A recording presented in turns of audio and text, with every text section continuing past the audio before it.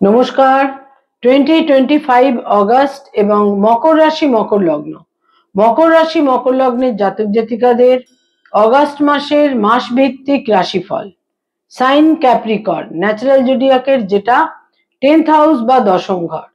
যাদের moon sign বা চন্দ্র রাশি মকর বা যাদের অ্যাসেন্ডেন্ট বা লগ্ন মকর, তাদের জন্য এই ভিডিও। আপনারা রাশিকেও ফলো করতে পারেন, লগ্নকেও ফলো করতে পারেন। মকর রাশি মকর লগ্নের জাতক জাতিকাদের জন্য অগাস্ট মাস ঠিক কিরকম কাটবে, কি থাকছে কোয়ালিটি অফ টাইম বা সময়ের গুণগত বৈশিষ্ট্য। জ্যোতিষের পরিভাষায় রাশিফলকে বলা হয় গোচর ফল, অর্থাৎ যে সৌরমণ্ডলে যে সোলার সিস্টেমে আমরা রয়েছি সেখানে গোচরে সঞ্চারে গ্রহদের কি মুভমেন্ট, কারেন্ট প্রগ্রেশনে গ্রহদের কি অবস্থান, মুভমেন্ট ইত্যাদি তৈরি হচ্ছে, তার ভিত্তিতেই কিন্তু এই মাস ভিত্তিক রাশিফল তৈরি হয়ে থাকে। মকর রাশি মকর লগ্নের জাতক জাতিকাদের জন্য অগাস্ট মাসে যে গ্রহ অবস্থান তৈরি হচ্ছে সেটা আমাদের প্রথমেই দেখতে হয়। এই ক্ষেত্রে রাশি লগ্নের অধিপতি শনি 3rd হাউসে বক্র গতিতে থাকছে পুরো মাস, 2nd হাউসে রাহু থাকছে পুরো মাস, এবং ষষ্ঠে 6th হাউসে বৃহস্পতি থাকছে এবং শুক্র থাকছে। 6th হাউসে বৃহস্পতি এবং শুক্র থাকছে, কিন্তু শুক্র এখানে 20th অগস্ট পর্যন্ত থাকবে এবং তারপর শুক্র চলে আসছে তাদের সপ্তম ঘরে 7th হাউসে, এবং তাদের এই সপ্তম ঘরে থাকছে যখন শুক্র এখানে এন্টার করবে, শুক্র যখন এখানে গোচর করবে সঞ্চার করবে, তখন কিন্তু এখানে বুধ থাকবে। এখানে বুধ পুরো মাসটাই থাকবে, 30th অগস্ট পর্যন্ত থাকবে। 30th অগস্ট বুধ চলে আসবে তাদের অষ্টমে, কিন্তু প্রথম 11টা দিন বুধ এখানে রেট্রোগ্রেড মোশন বা বক্র গতিতে থাকবে। 11th অগস্ট বুধ মার্গী গতিতে ফিরবে।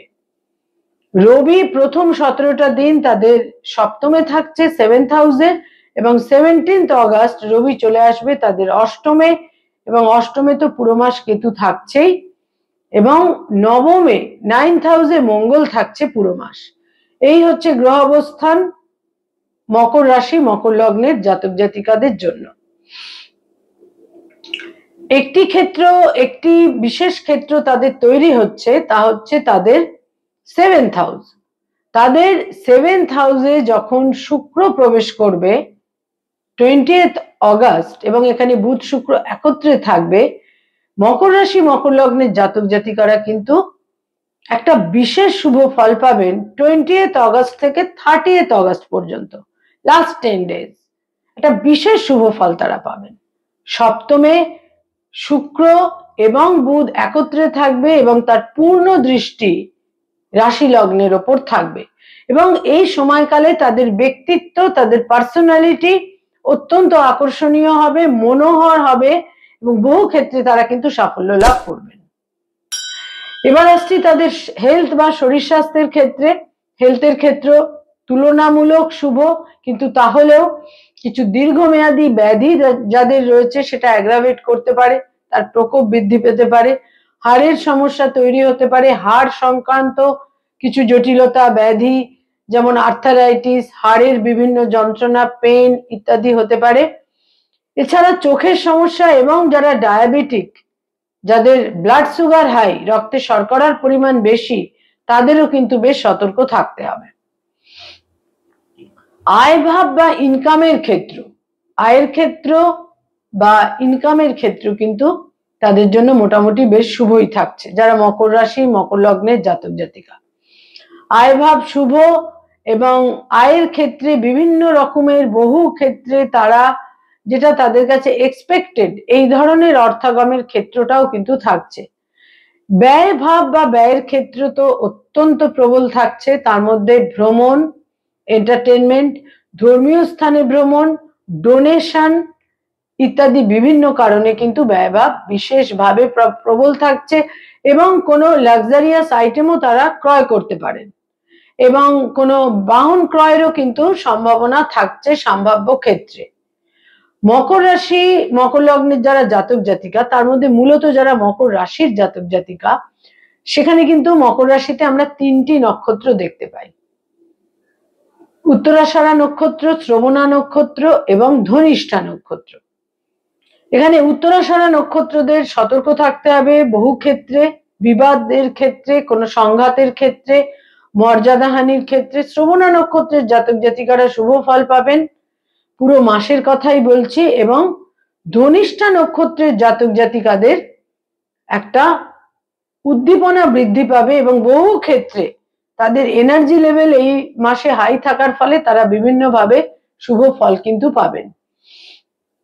মকর রাশি মকর লগ্নের জাতক জাতিকা যারা কোনো মামলা মোকদ্দমা, আইনি সমস্যা, লিটিগেশন ইত্যাদির মধ্যে রয়েছেন, তারা কিন্তু এই মাসে বিশেষ করে শেষ 10টা দিনে কোনো মিউচুয়াল আন্ডারস্ট্যান্ডিং এর মাধ্যমে, বোঝাপড়ার মাধ্যমে পরিস্থিতিকে একটা স্থিতিশীল জায়গায় নিয়ে আসতে পারেন। আদারওয়াইজ মামলা মোকদ্দমার ক্ষেত্রে জটিলতা থাকছেই এবং বাক্য প্রয়োগের ক্ষেত্রে বিশেষ সতর্কতা প্রয়োজন। পরিবার, ফ্যামিলি ইত্যাদির ক্ষেত্রে আমি বলবো যে বিশেষ কোনো প্রতিকূলতা থাকছে না, ফ্যামিলির সাপোর্ট আপনারা পাবেন। ভাগ্যোন্নতির ক্ষেত্রে পরিবারের সাপোর্ট আপনারা পাবেন, মায়ের সাপোর্ট পাবেন এবং বয়সে ছোট ভাই বোনেদের সঙ্গে সম্পর্ক যথেষ্ট যথাযথ থাকবে, বিশেষ কোনো প্রতিকূলতা নেই। তবে বয়সের ছোট ভাই বোনেদের তাদের ব্যক্তিগত ক্ষেত্রে কোনো প্রতিকূলতা তৈরি হতে পারে। বয়সে বড় ভাই বোনেদের ক্ষেত্রে পরিস্থিতি তুলনামূলক শুভ। পিতা বা পিতৃস্থানীয় ব্যক্তির স্বাস্থ্যহানি হবার বেশ সম্ভাবনা এই মাসের শেষ 2টি সপ্তাহে কিন্তু থাকছে। ফ্যামিলি পিস মোটামুটি বজায় থাকবে এবং লাস্ট শেষ যে 10টা দিন সেখানে পারিবারিক ক্ষেত্র বেশ শুভ থাকবে। মকর রাশি মকর লগ্নের জাতক জাতিকা যারা স্টুডেন্ট, ছাত্রছাত্রী, শিক্ষার্থী, বিদ্যার্থী, সেক্ষেত্রে কিন্তু এই মাসে মনে রাখতে হবে যে তাদের কনসেন্ট্রেশন লেভেল বা ফোকাসটা খুব একটা একীভূত থাকছে না। তারা কিছুটা স্ক্যাটার্ড থাকবেন এবং কনসেন্ট্রেশন লেভেলটা লো থাকবে এবং কিছুটা বিনোদন, এন্টারটেনমেন্ট ইত্যাদির দিকে তাদের এবং ভ্রমণ, প্লেজার ট্রিপ ইত্যাদির দিকে তারা আগ্রহী থাকার ফলে কিছুটা কিন্তু ঘাটতি হতে পারে, মনোসংযোগ ব্যাহত হতে পারে। তবে উচ্চশিক্ষায় যারা সংযুক্ত, রিসার্চ ওরিয়েন্টেড কাজ, পিএইচডি, সেখানে শুভ ফল, সেখানে এমনকি বিদেশ যাত্রা, দূরযাত্রারও বিশেষ সম্ভাবনা থাকছে। যারা রিলেশনশিপ, প্রেম প্রীতি প্রণয়ের মধ্যে রয়েছেন, সেখানে সময় মধ্যম, বিশেষ কোনো শুভ দিক নেই। তবে হঠকারিতার সম্ভাবনা রয়েছে এবং কোনো ভুল ভ্রান্তি করে ফেলারও সম্ভাবনা থাকছে, যে কোনো রকমের ত্রুটি, ভুল ভ্রান্তি।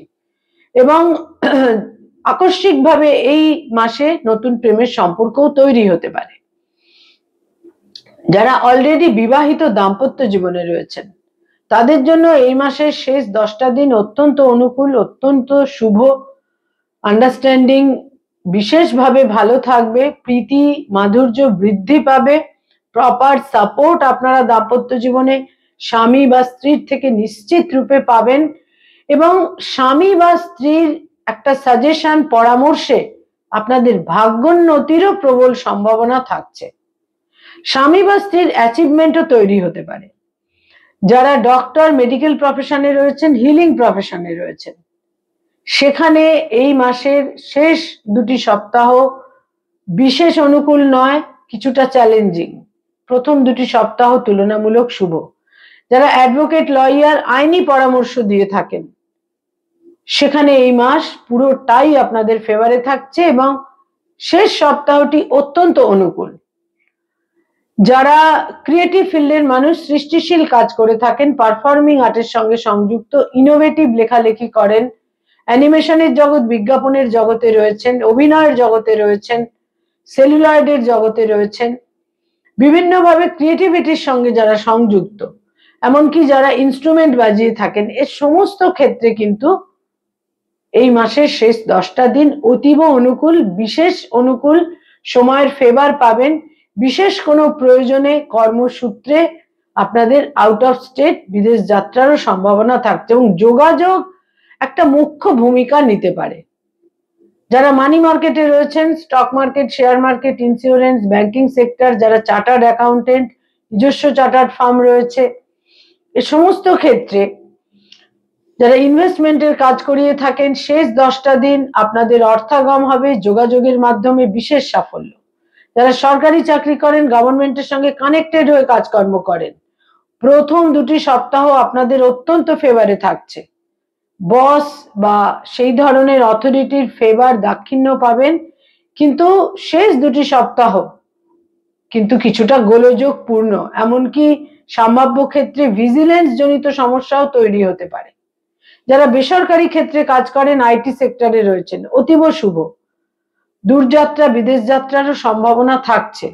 যারা ব্যবসা বাণিজ্য করেন, বিজনেস ওরিয়েন্টেড পিপল, ভীষণ শুভ এই মাস, অতীব শুভ। নানাভাবে সময়ের ফেভার পাবেন, যোগাযোগের মাধ্যমে প্রচুর ফেভার এই মাসে কিন্তু আপনারা পাবেন।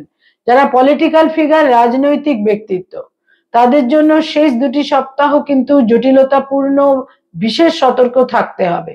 যারা পড়ানোর কাজ করেন, স্কুল কলেজ ইউনিভার্সিটিতে পড়িয়ে থাকেন, ফ্যাকাল্টি হিসেবে বিভিন্ন ইনস্টিটিউটে যারা পড়ানোর কাজ করেন, স্থানান্তরিত হবার সম্ভাবনা, কাম্য সম্ভাব্য ক্ষেত্রে যেটা আপনাদের কাছে বাঞ্ছিত, এইরকম ক্ষেত্রে আপনারা ট্রান্সফার নিতে পারেন, ট্রান্সফার হতে পারেন, এবং বহু ক্ষেত্রেই আপনারা একটা মানসিক স্বস্তি এবং শান্তির মধ্যেই কিন্তু আপনারা এই সময়কালে অতি অবশ্যই থাকতে পারবেন। এবং যারা কোনো নতুন জব সার্চ করছেন, সেখানে আমি বলবো, বেসরকারি ক্ষেত্রে যারা নতুন জব সার্চ করছেন, সেখানে কিন্তু ভাগ্য বৃদ্ধি হতে পারে, কর্ম লাভ হতে পারে, ভাগ্যোন্নতির সম্ভাবনা সেখানেও বিশেষভাবে থাকছে এই মাসের 12 অগাস্টের পর থেকে, সেই সম্ভাবনা বিশেষভাবে দেখা যাচ্ছে। যারা মকর রাশি মকর লগ্নের জাতক জাতিকা কোনো প্লেজার ট্রিপে ভ্রমণে যেতে চাইছেন, ধর্মীয় স্থানে ভ্রমণে যাওয়ার প্রবল সম্ভাবনা এই মাসে লাস্ট 10 ডেজ আপনাদের ফেভারে থাকছে, অত্যন্ত শুভ।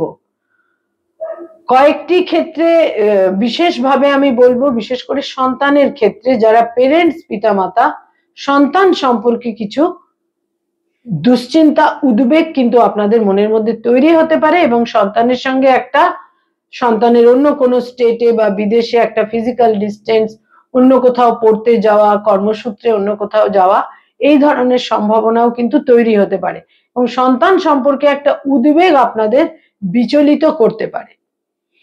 মকর রাশি মকর লগ্নের জাতক জাতিকারা দৈনন্দিন প্রাত্যহিক জীবনে এই মাসে কয়েকটি কালারকে বা রংকে ব্যবহার করতে পারেন ডে টু ডে লাইফে, বিভিন্ন ব্যবহার্য জিনিসের ক্ষেত্রে, সেটা পোশাক আশাক, কলম, যাই হোক না কেন। তার মধ্যে নীল রং, নীল রঙের যে কোনো শেড, ঝকঝকে সাদা রং এবং সবুজ রং, এই রংগুলোকে আপনারা ব্যবহার করতে পারেন। কয়েকটি তারিখ বা ডেট আপনাদের জন্য অত্যন্ত গুরুত্বপূর্ণ, ইভেন্টফুল, মিনিংফুল হতে পারে।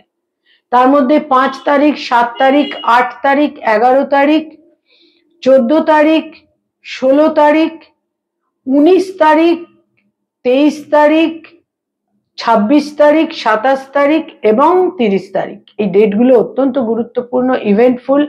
মকর রাশি মকর লগ্নের জাতক জাতিকাদের জন্য অগাস্ট মাসের লাস্ট 10 ডেজ বিভিন্নভাবে ইচ্ছা পূরণ এবং বহু ক্ষেত্রে একটা প্লেজার, আনন্দ ইত্যাদি কিন্তু অতি অবশ্যই আপনাদের দিয়ে যাবে। নমস্কার।